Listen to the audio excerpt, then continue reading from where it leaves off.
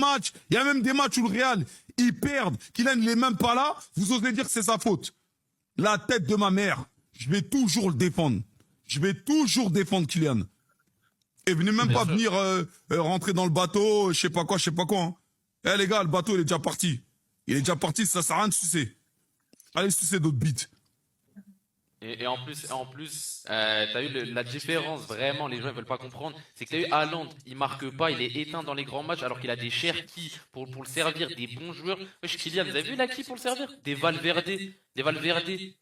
Gros, il est éteint à Londres. La tête de ma mère, il est éteint. Et moi, j'aimerais qu'on me dise pourquoi vous donnez pas le même traitement à Haaland et à Kylian. Pourquoi vous donnez pas le même traitement à Haaland et à Kylian, les gars? Parce que Haaland... Mbappé, il faut juste qu'il fasse un mauvais match pour que tout le monde l'appelle le problème du Real Madrid. Mais quand Haaland il fait des matchs de merde et il n'arrive plus à mettre de but, personne n'a les couilles d'en parler. Mais avant de continuer la vidéo, si toi aussi t'as déjà pleuré devant un match de Madrid, n'hésite pas à t'abonner, c'est reparti. Vous êtes vraiment décomplexés, le Kicks il est à 11 buts en 6 matchs. Et quand Madrid perd un match et il est même pas sur le terrain, c'est quand même Mbappé le problème. Il devient le deuxième joueur de l'histoire de la Champions League à réaliser cette performance depuis Cristiano Ronaldo. De l'autre côté, t'as le Norvégien qui rate des tapines. Et si c'était Kylian, on l'aurait déjà vu partout sur les réseaux. Toute compétition confondue dans le jeu, ça fait 7 matchs que Haaland il a pas marqué. On lui envoie des ballons, il est même plus capable de les contrôler. Regardez 2 secondes après, il y avait personne sur lui les gars, le ballon il est parti. Moi je suis pas là pour critiquer Haaland, c'est un joueur fantastique. Mais à partir du moment où vous avez la haine sur Mbappé pour aucune bonne raison les gars, pour moi vous êtes des haters. Hier après le match, il a apporté tout son soutien à Joga Vomito, pourtant on essaie de nous convaincre qu'il l'aime pas. Mbappé en fait au final on fera toujours tout pour salir son image sur les réseaux. Et les Madrilènes vous aussi vous y participez énormément et c'est ça qui me désole. On a la chance d'avoir un joueur aussi fort dans notre équipe, au lieu de le soutenir, on essaie de le rabaisser. Haaland, j'en doute même pas qu'il va bientôt revenir à son prime, sinon les gars, arrêtez d'avoir de la haine sur Mbappé pour aucune raison. Sinon, c'était votre gars Silas pour un nouveau banger. Si Mbappé avait le niveau d'Haaland, là, j'aurais vu au moins déjà 20 000 TikTokers critiquer Mbappé. Là, Haaland, c'est silence radio. J'ai même vu des TikTokers dire non mais tranquille, il a une mauvaise passe. Mais les gars, soit on critique les gens, soit on critique personne. Quand c'est Mbappé, tout le monde s'en donne à cœur joie quand il marque ou qu'il marque pas. S'il aurait fait comme Haaland, là, 10 matchs sans marquer, Mbappé, il serait mort. Haaland, c'est pareil à City. Haaland, il ne marque pas.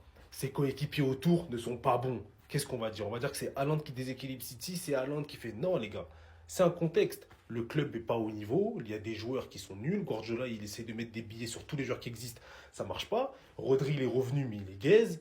Cherki, il essaie de faire son trou. Reinders, là, il est nul. Les gars, mais il faut quand même critiquer le niveau d'Haaland actuellement. Parce que Haaland, son problème, c'est que s'il n'a pas un bon créateur à côté de lui, il ne peut pas marquer. Mais est-ce que pour autant, on va dire que c'est à cause d'Haaland que les gens ne performent pas autour, comme les gens le disent pour Mbappé? Non. Il faut que l'équipe suive à côté. Mais les gars, critiquez ce qui est critiquable. Regardez les matchs de City et parlez sur le niveau d'Haaland. Parce que quand c'est Mbappé, vous aimez bien vous y donner à cœur joie. C'est chaud, les gars, hein. C'est chaud ce qui se passe à City, hein. Parce que franchement, prendre déjà la fessée face à United, mais derrière, t'attends une réaction. Tu prends 3-1 face au Bodo, là. On a bien vu ce qu'on a vu ce soir.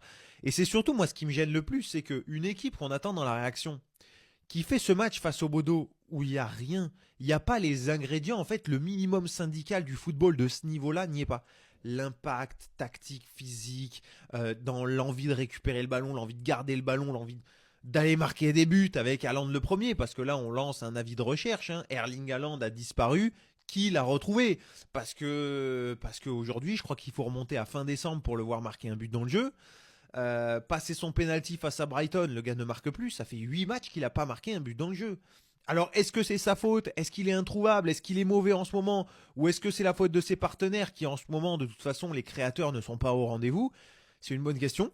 Mais c'est vrai que à City, alors sans tirer de grandes conclusions, on peut se poser la question, est-ce qu'aujourd'hui, le discours de Pep Guardiola, il passe toujours finalement au club? Est-ce qu'il n'y a pas une histoire de fin de cycle, peut-être, tu vois? Alors, ce ne serait pas la faute de l'un ou de l'autre, ça arrive, c'est comme ça dans le football. Mais c'est vrai que c'est pas la première fois sur les dernières années qu'on voit cette équipe de City parfois excellente. Hein. Vraiment, il y a des périodes où ils sont excellents à un très très très très bon niveau, au standing où on les attend, et surtout, on va pas se mentir, le standing aussi d'une équipe qui continue depuis des années à recruter à prix d'or. On a vu encore un Gueye arriver, on a vu encore un Semenyo arriver, ça parle de Vinicius, ça parle de ceci, ça parle de cela. Bon, c'est pas un club qui fait avec les moyens du bord. Donc, bon, il y a des périodes qui sont d'un niveau incroyable et il y a des périodes, comme celle-là en ce moment, qui sont d'un niveau où en fait le strict minimum, tu ne le retrouves pas. Et avec un coach aussi exigeant que Pep Guardiola, on peut peut-être se poser la question de est-ce que son discours, il a un peu plus de mal à passer aujourd'hui dans un vestiaire où il a tout vu, il a tout fait, il a tout gagné. Est-ce qu'on n'arrive pas peut-être un petit peu au bout de l'aventure? Peut-être pas du tout, hein, les gars. J'ouvre juste la question comme ça. Dites-moi ce que vous en pensez dans les commentaires. Mais c'est vrai que c'est assez étonnant de voir cette différence entre un top niveau de temps en temps et par contre quand ils sont pas bien, ils sont pas bien, ils sont catastrophiques, ils sont pas juste moyens, tu vois, comme certaines équipes peuvent se contenter. Donc bon, ça fait mal quand même. On va voir où va tomber City dans le classement de la Ligue des Champions. Du coup, après les journées de Ligue des Champions, donc aujourd'hui et demain. Mais bon, c'est une semaine qui fait quand même très très très très très très mal au moral. Dis-moi ce que t'en as pensé en commentaire.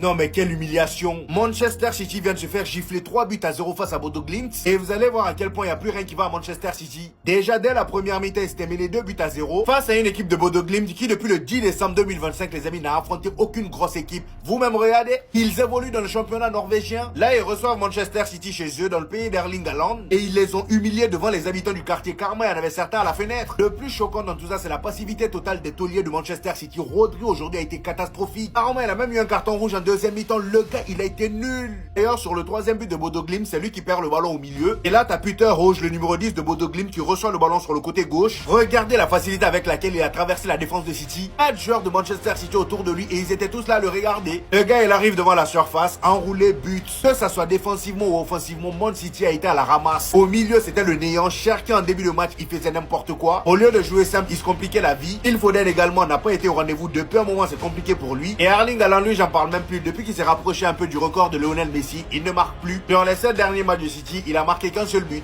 Les 7 derniers matchs. Sur le terrain, on sent manque de connexion entre les joueurs, c'est plus trop ça. Vraiment, Manchester City, là, ça commence à devenir critique. Pep Guardiola, j'ai l'impression que voilà, il n'est plus trop inspiré, le frérot. Perdre 3 buts à 1 face à Bodo Glimt chez eux. Non, là, c'est trop.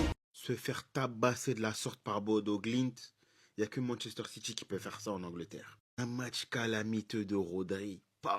Il prend un rouge d'ailleurs au passage, mais franchement, waouh, il a tout raté. 0 passe réussie, 0 tacle, 0 ballon récupéré. Et pour couronner le tout, il fait 2 fautes stupides, il prend 2 jaunes, un carton rouge. Alors oui, il y a énormément de blessures chez Manchester City, mais c'est pas une excuse. Les joueurs qui sont sur le terrain, ils sont censés normalement être supérieurs à cette équipe du Bodo. La défense calamiteuse, hein. Kusanov, Ait Nouri aujourd'hui, catastrophique. Ait Nouri un peu plus, mais le reste, vraiment, c'est calamiteux. Et devant, n'en parlons même pas. Pas de situation créée, mis à part Ryan Cherki. Franchement, ils se sont fait tabasser par des Hug. Je connais même pas les joueurs. Surtout le troisième but, là, du Bodo. Le mec, il s'est amusé dans leur défense, il vient pleine lulu. Pleine lulu, personne l'attaque. Un but stupide encaissé, un centre, voilà, il n'y a personne au marquage derrière. Le joueur, il met sa tête, Donnarumma, il est battu. Ah, franchement, City, ils vont sortir du top 8, moi, je vous le dis. City, ils vont sortir du top 8, ils vont jouer les barrages, comme l'année passée. Parce que franchement, depuis un moment, même depuis le début de la saison, c'est trop irrégulier, City. Malgré les recrues. Donc, Quoi Tu veux te plaindre de quoi? Rodri qui va prendre 2 cartons jaunes dans l'espace de 2 minutes, tu te poses même la question, est-ce qu'il a commencé le foot hier? Le commentateur, carrément, il était tellement perturbé par ce qu'il a fait, il va littéralement faire 2 fautes d'anti-jeu en 2 minutes, alors que son équipe venait à peine de réduire le score. Le commentateur, il a dit que c'était un manque d'expérience. Après, il s'est rappelé que c'était Rodri. Il avait déjà gagné le Ballon d'Or et que c'était littéralement un joueur d'expérience. Défaite 3-1 de Manchester City à Bodo Glimt. Aujourd'hui, ils se sont déplacés sur un synthétique. Voilà. Match sur un synthé, en Norvège, et ils se sont fait modifier. Voilà. Il s'était déjà fait modifier en fin de semaine dernière par Manchester United. Aujourd'hui, pareil. Avec exactement les mêmes problèmes. Défensivement, c'est pas possible.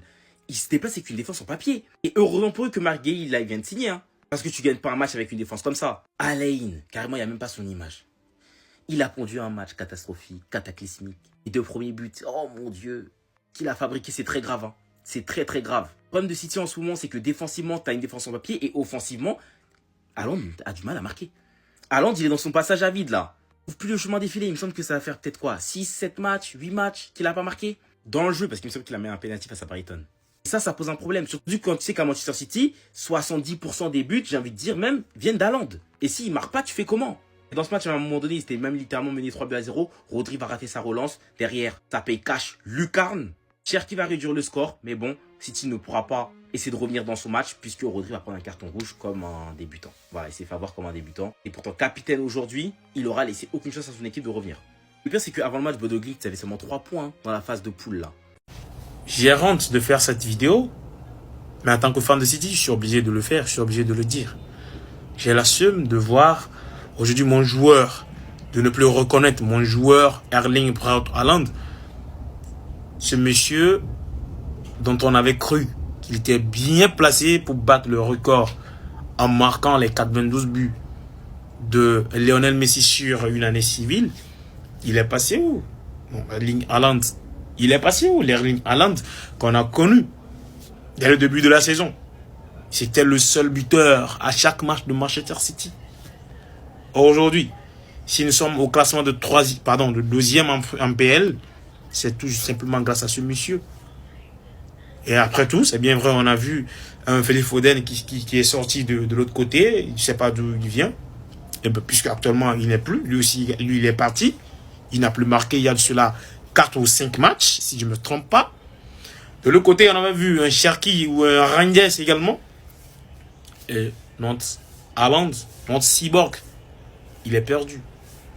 Je peux dire totalement là. C'est pratiquement, c'est comparativement à Guillaume Quérès de l'Arsenal là. Comparativement, je peux dire même, c'est pratiquement la même. C'est la même chose.